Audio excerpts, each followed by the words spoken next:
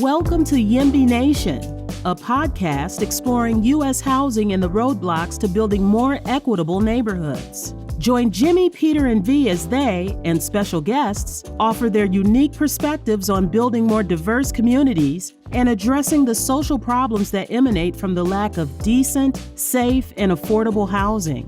Our hosts have served in the fields of advocacy and nonprofit, public, and private development, and are driven by their passion for community empowerment.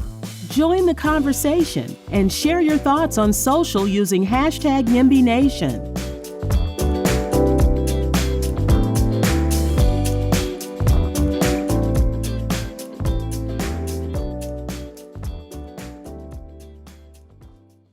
Hello, my name is Peter Wood, and I'm one of your co-hosts, together with Vincentia Aducier and Jimmy Miller.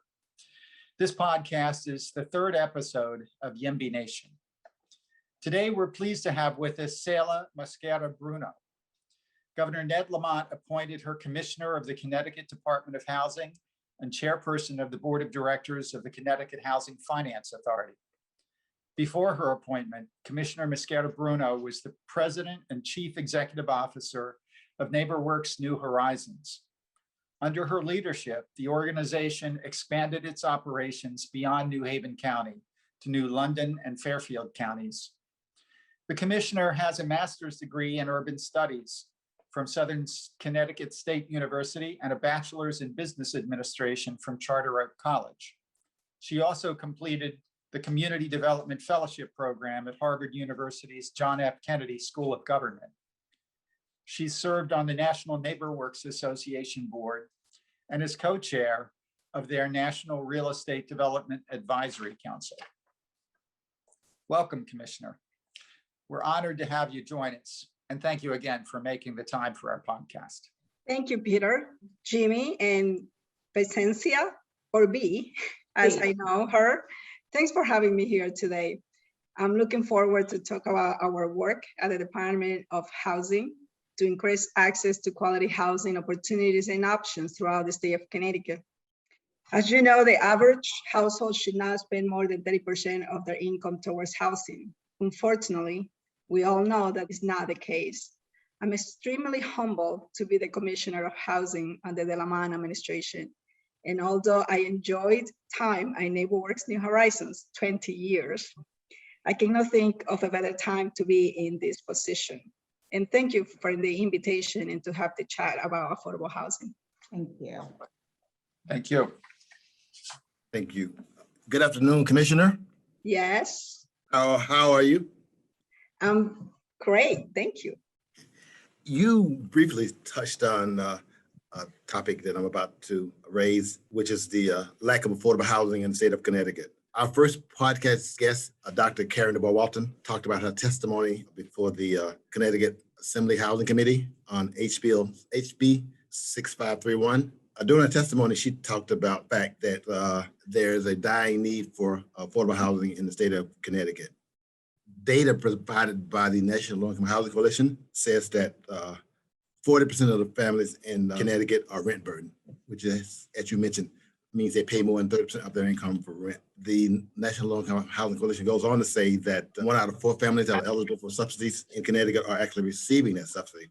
They go on even further to say that 80% of the extremely low-income families in Connecticut, which are families whose incomes are at or below 30% of median income, those families pay 50% of their income for rent. So I have a 3-part question for you. The first part is, what is your reaction to Dr. DeBoer-Walton's testimony? The second part is, what do you think are some of the systemic reasons for the lack of affordable housing in the state of Connecticut? And part 3 is, what is your agency in the state of Connecticut doing to remedy this shortfall? Wow, Jimmy, that is a complex and complicated question. So I believe that Dr. DeBoer-Walton, for her testimony, I think she was combining historical facts and present day issues, many of which has not changed. Folks are trying, but it is very difficult, and they will change people's hearts and minds on affordable housing. I have done this on individual projects through my journey with NeighborWorks New Horizons. We started with developing a neighborhood in the city of New Haven, And from there, we expanded to build affordable housing in towns like Guilford, Brantford, Southington, and a couple of others. Our approach was to invest time and more time to work with those communities and educate them on what affordable housing was and was not. It was not easy, but it was possible. So going back to your question, I agree that there is a need for affordable housing. So we just finished a study, the Department of Social Services in collaboration with the Department of Housing. We commissioned a need assessment about affordable housing in Connecticut this past year. And we received the study this past December. And it was interesting to see the numbers. And it was more about demand and supply, because in order for us to develop our policies and programs, I need data, right? So we all need data. And this study was done by the Urban Institute and by the Affordable Housing in Fairfield County Center for Housing Opportunities. That's the name of the other organization. So what they, just a couple of data points from that study is that for the very low income band, that's the 0 to 30% of AMI, the gap was about 86,000, a little over 86,000 units that we have, right? So we have more demand than supply. But then in the next income band, the mid-low between 30 and 50%, we have a supply of 205,000, which for me was I was pretty surprised to see that. So based on this information, it appears that we have enough units to cover the gap for the units that are at 30% or below, but we may need rent subsidies, right? So we have to look at as a holistic approach. What is that we need? Do we need construction or do we need subsidy? Or we need both of them? So we are still in this data and the implications this may have in our programs, how we are going to redirect our resources. In addition, we strive to find balance between creating and preserving affordable housing. Since the department was reestablished as a standalone agency, we have created or rehabilitated 20,524 units of affordable housing, 6,165 units under the Lamont administration, 14,000, a little over 14,000 under the Malloy administration. Under my leadership as the commissioner, 2,889 units. Approximately 47% occurred in our non-urban communities, which is one of our goals to keep expanding affordable housing to our towns. About a year ago, I released, and this goes to your question about what is the department doing about it. So we released an affordable housing plan and process guide with a toolkit that was developed in consultation with the Regional Plan Association. This was designed to help those smaller municipalities develop their plan for affordable housing. And in addition to the guide, we also provided about $550,000 in financial assistance to 46 towns. So prior to the pandemic, I visited many towns throughout the state and heard from state and city elected officials, planning officials, zoning officials, residents. And the common thing is that our seniors either want to live in place or they want to downsize. Young people want to live where they grew up or near transit. And school enrollment is actually declining in several communities. This means that there is a landscape that is rapidly shaping or an organic change around affordable housing conversion. I believe that if communities are proactive, they can be more deliberate about the kinds of projects in their communities that have the affordability components. This can be done within the current zoning laws, or even if a change should come to fruition. As you know, there are several bills right now in the legislation, so we'll see what happens. I like how you touch based on the historical facts versus the present day issue. And more importantly, you touch based on education, educating the state, the community about affordable housing, because as we know, knowledge is power, and that is what allows everyone to be open-minded about where we are right now, where we need to be, and essentially coming together. So this is a really great detailed plan. I'm actually excited about the 20,000 units that you described, including the 2,000 plus under your administration. So it seems as though the state is really working hard on dealing with the crisis for affordable housing. Thank you for sharing that information. You're welcome.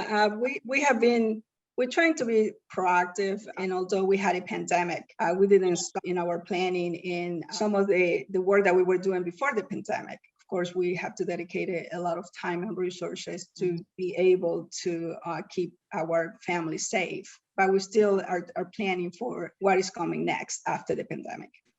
As of today, it was reported that a federal district judge in Washington struck down the CDC's authority to issue the housing moratorium that was issued during the pandemic, such that that's now being challenged and may no longer be in effect. It's been challenged by lower courts around the country as well. Despite state and federal moratoria on evictions, approximately 3,000 Connecticut households have faced eviction in the past year. Over half of those families were Black or Latinx households. The Connecticut Fair Housing Center provided data that shows that less than 5% of Black and Latinx households facing eviction have legal counsel, as opposed to the vast majority of landlords. As you know, HB 6531 in the Connecticut legislature would ensure that indigent persons are afforded legal representation in any summary process or eviction proceeding.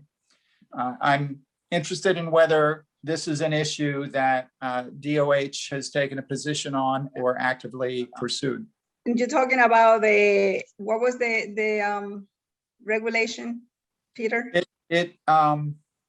It was to provide legal representative to tenants undergoing an eviction proceeding.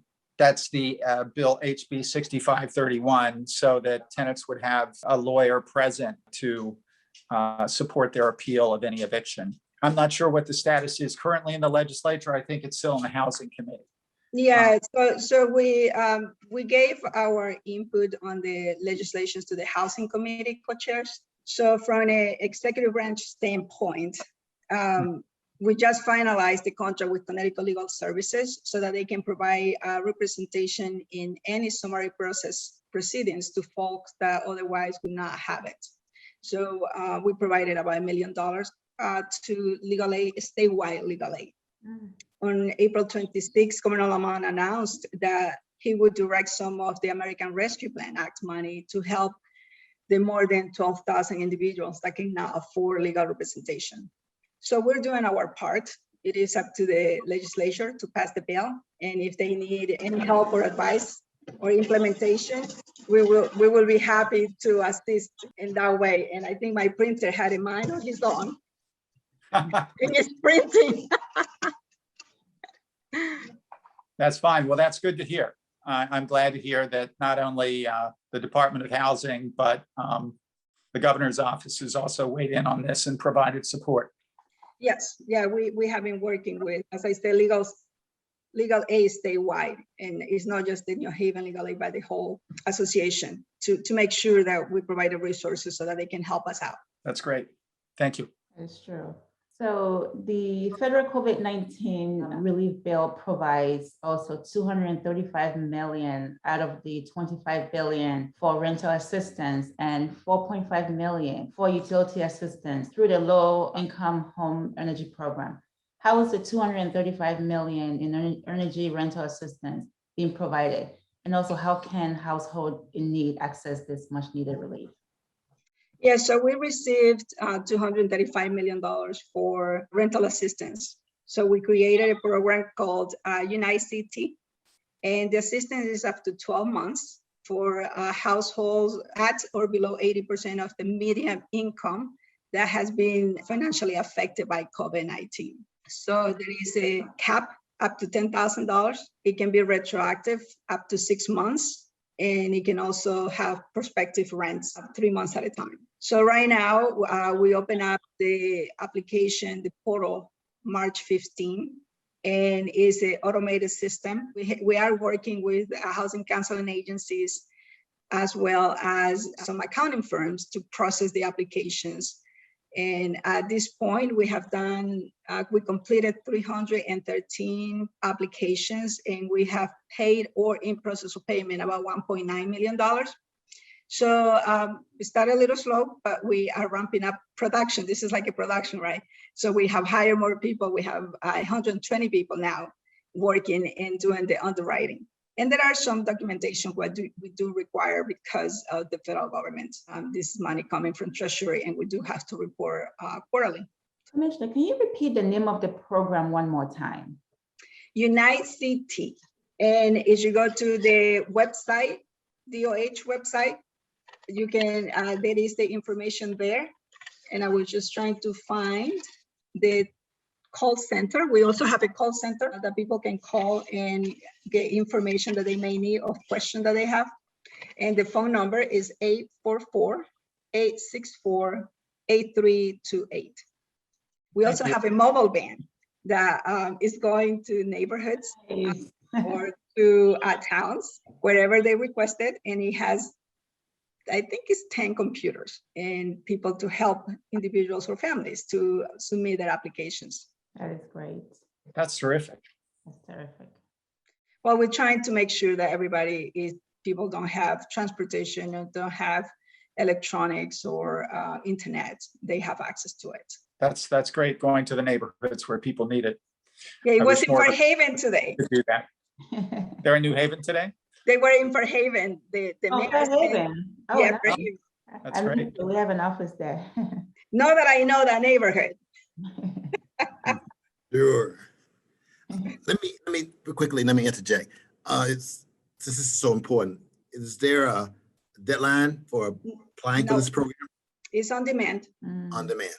So on a different note, when we spoke with Dr. Du Bois Walton, she also discussed House Bill 6430, which is the bill that would permit public housing agencies with development capacity to develop affordable housing within 15 miles of their jurisdiction and not be restricted to the town in which they're located. Is this a bill or an issue that the Department of Housing or the administration has weighed in on? Yes, I submitted my testimony in favor of the bill. So we see this as a way to increase the production of affordable housing. I know that in past legislative sessions, there was a 30-mile limit that received significant pushback. So while the 15-mile is not as large as we would like to, it still is, it get us somewhere. But definitely, housing authorities have demonstrated that they can be as good as a developer as any other private for-profit or nonprofit developer. Thank you. So Commissioner, this statement you just made is truly one of the reasons why we have this podcast. As you know, the name of the podcast is YMB Nation. Yes, in my backyard, because of all of the resistance with the opposite of, NIMBY, not in my backyard. I think your comment earlier about educating people about affordable housing and being able to expand outside of the local 15 miles. This is the beginning, and hopefully you'd be able to do more and educate more and build more affordable housing where it's needed for so many families. Yes. What can individual communities and possibly private sector corporations do to address the Connecticut housing inequalities? Working individuals, identifying local needs, developing concrete plans on addressing those needs with the community, taking steps to implement those plans. Every community has an obligation to develop an affordable housing plan on the 830G of the Connecticut General Statutes. So, and that was one of the reasons why we developed the guide and toolkit to assist those towns that are actually proactive working on affordable housing. So once that plan is developed, it will be up to the local leaders in both the public and private sector to make it come to life. So we at the Department of Housing have taken that proactive role to support this initiative. As I mentioned, I think that is important when we are supporting these towns, that we not just support with paper, but also with money, just because some of them do not have the technical assistance that they need, and also resources. The Regional Plan Association has been a great resource to us into many towns, because we refer those towns to look for some assistance. Commissioner. Jimmy? I am glad the lights came back on. There's too much technology. There's motion sensor So I've been purposely trying to not move, but the lack of movement put me in the dark. So if I start moving around, it is merely because the technology is smarter than I am. So I apologize to our viewers. But in any case, I digress. This podcast is aimed toward, broaden the availability of affordable housing to make our communities more equitable. And we all know the systemic reasons why our communities are not equitable. So this is more of a philosophical inquiry and a chance for us to enlighten our listeners and viewers so that we can help, again, reduce those barriers and help, make our communities more diverse. So I think we all know that one of the ways that we can make our communities more equitable and more diverse is through knowledge. And a lot of the lack of diversity emanates obviously from fear of others, fear of those who don't look like, speak like one another. So you have been doing this a long time. If you are a real expert in this arena, you have been in the trenches, you have been in the communities, you do this, most people don't know this, you do this in other countries across the globe. So you know how to tear down barriers to more equitable communities. So I want you to enlighten us as to some of the things that we need to do. They could be spiritual, they could be programmatic, but just, what's that word? My professor used to say, just chain of thought about what we can do to make our communities more diverse. So that is such a complex question, as I said before, right? But here, I'll just give you my personal take on how. So we usually are afraid of new things. We don't like changes, right? So some of us take attitudes as making noise. I call it making noise, because sometimes people make noise and distract us from doing the things that we have to do. And I'm not a person that talks a lot, but I am a person that do a lot or try to do a lot. So for me is, how can we be a little more tolerant of each other? How can we learn from each other? How can we self-analyze ourselves and say, hey, because we are all biased, because there are things that we don't know, so we're afraid of. It's like I always tell my husband when he didn't like beets. And like, why don't you like beets? And he said, just the color, I don't like beets. And I said, but you haven't tried it. And I made a meal with beets and he didn't want to try it, but then he tried it and he loves it, right? So he said, oh, what I was missing. And I said, and that's what sometimes we don't allow ourselves to know other cultures, to know other people, to get to know them in a different way. And we like to talk a lot about, hey, so we all have to do the right thing. But guess what? Then you take a step back and you don't do the right thing because it's too far beyond your comfort zone. For me, it's more about if we're gonna work together, because this is a work that we have to do, all of us. We really have to learn how to let ourselves go and approach and learn from others. I know, Peter, you are an actor, right? So you have that, you can act. And we all sometimes have to act just to be able to fit in, right? So I think that it self-reflects, is opportunity to make changes, opportunity to get to know other people, opportunity to learn what we don't know. And one thing that we don't do well, people in housing, is that we think that everybody knows what affordable housing is. And we think that everybody knows when we're talking about 30% of the area median income, 50% of the area median income. And people do not know that. So sometimes we do have to talk plain language. We do have to invite people to get to know what is affordable housing and who are the people that need it. And I learned that in Guilford when I went through public hearings and organized residents when I was an organizer. Because the people that came to protest to that zoning meeting, didn't know who were the families. in that that were going to come to live next to them. But I invited them to be part of the resident selection committee, and they learned the stories of many families. And the stories were like, not because they wanted to live in affordable housing, is that the only option that they had because of divorce, because somebody lost their job. So many, many different situations. So I would say that it's just give ourselves the opportunity to get to know something new. That's such a great reminder, Commissioner. I had a similar experience with mutual housing in Southwestern Connecticut. The opportunity to bring people from outside of the communities that we were organizing and developing into the process, and particularly into the selection process of residents for these communities, had a very real way of knitting people together so that it created empathy and compassion and understanding of who was being served by this housing, and that people, you know, we all have more similarities than differences, and we forget that, you know. Yeah, absolutely.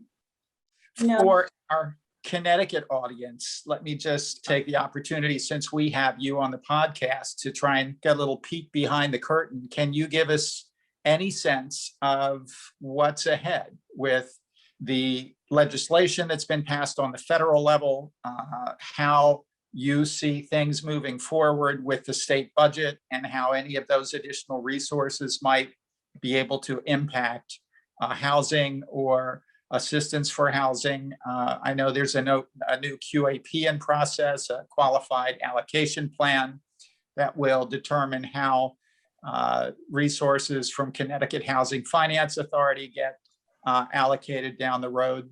Can you give us any sense of where things might be going? I know every administration, is at the effect of the economy that they're working in.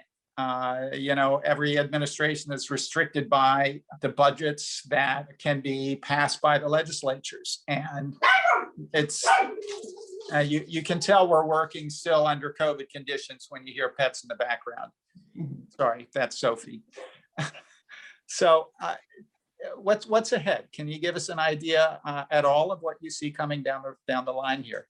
Sure. I think Governor Lamont really wanted to make sure that we have resources. And I don't know if you have seen the budget, but he allocated about 155 million, I think, for the first fiscal year, the 22, and then another 155 for 23. So for the 2 fiscal years, so we have significant resources. One of my first initial tasks was actually to make sure that DOH and CHFA are working together and align with each other's to be more efficient, but also to utilize the resources in the best way possible. Remember when we had a debt diet? Oh, you bet. It wasn't long ago. It wasn't long ago. And even with the debt diet, we were able to do more than $120 million from state funding in projects. We haven't stopped, as I said before, we have been running. We wanted to make sure, because a developer by heart, I couldn't stop doing developments besides the other things that we're doing. But let me just tell you that both DOH and CHFA, we continue to prioritize investment in high and very high opportunity areas across the state. These areas that have low poverty rates, greater educational and job opportunities, and other characteristics that are widely recognized as providing better opportunities for success for extremely low and low income families. At the same token, I also believe in a balanced approach to capital investment and the resources that we have available. We are going to be planning, I really believe in neighborhood revitalization investment in our urban centers. I believe that we can coordinate better with some of our sister agencies, economic development, the Department of Education, Department of Transportation, energy, environmental protection. And one thing that the governor has encouraged us is to work together and be able to utilize all of our resources and do more.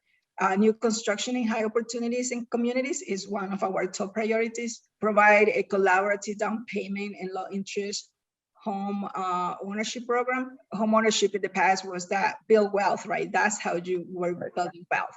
And we walked away from that. We have been doing a lot of, in the affordable housing arena, I think we have been doing a lot more on rentals than homeownership. And I think we need to go back to that, whether it's in the cities or in the small towns. So we're working on our next plan to incorporate rental homeownership preservation. We can't forget that we do need to preserve. So it's that balance that we're trying to accomplish, and it's not easy because the demands, everybody wants us to move in different directions.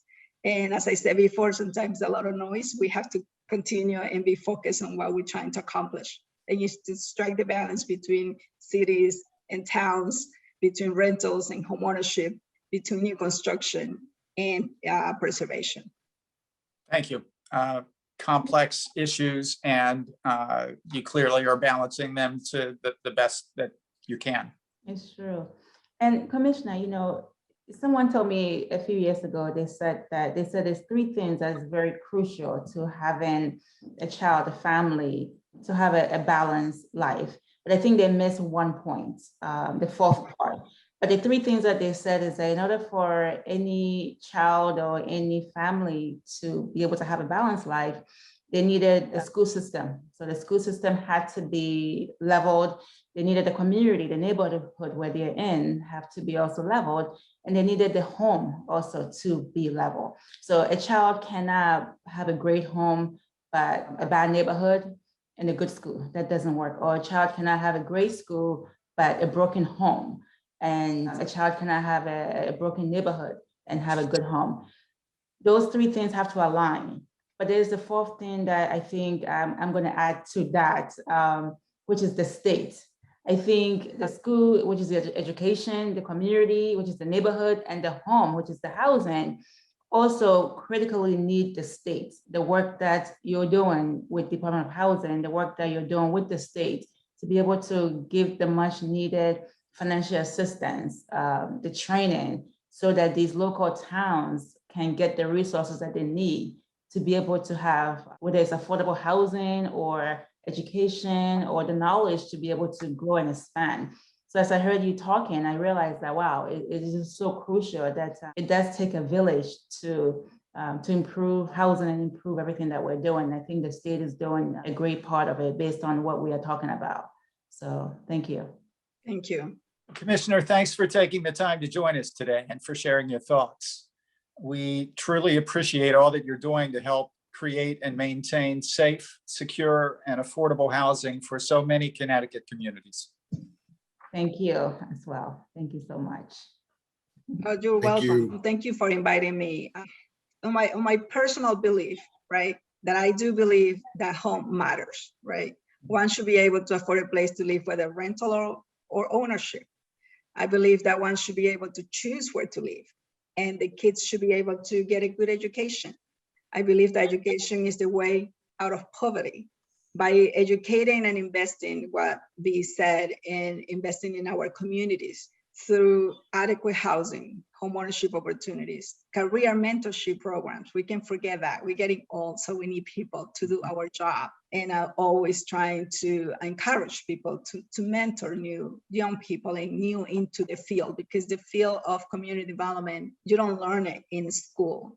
You learn it in the field, doing work. So it's our job and responsibility to bring young people with us and to be able to do what we're trying to accomplish and do better, so that we could change our narrative. And thank you very much for having me today. Thank you. And thank you again for joining us. And on our next episode, we are excited to have a discussion with Bruce, Two Dogs Bosom of the Mohegan tribe, who talks about the COVID crisis and how the tribal nation is dealing with that crisis. So with that, thank you again. Thanks for joining us and listening to today's episode of YIMBY Nation. Continue the conversation in your communities and on social using hashtag YIMBY Nation. Connect with V at www.vaseconstruction.com. Connect with Jimmy at www.sincereconsulting.com. And connect with Peter by searching Collaborative Development Consulting on LinkedIn.com. Please leave us a rating and review on your favorite podcast platform so we can continue helping communities thrive.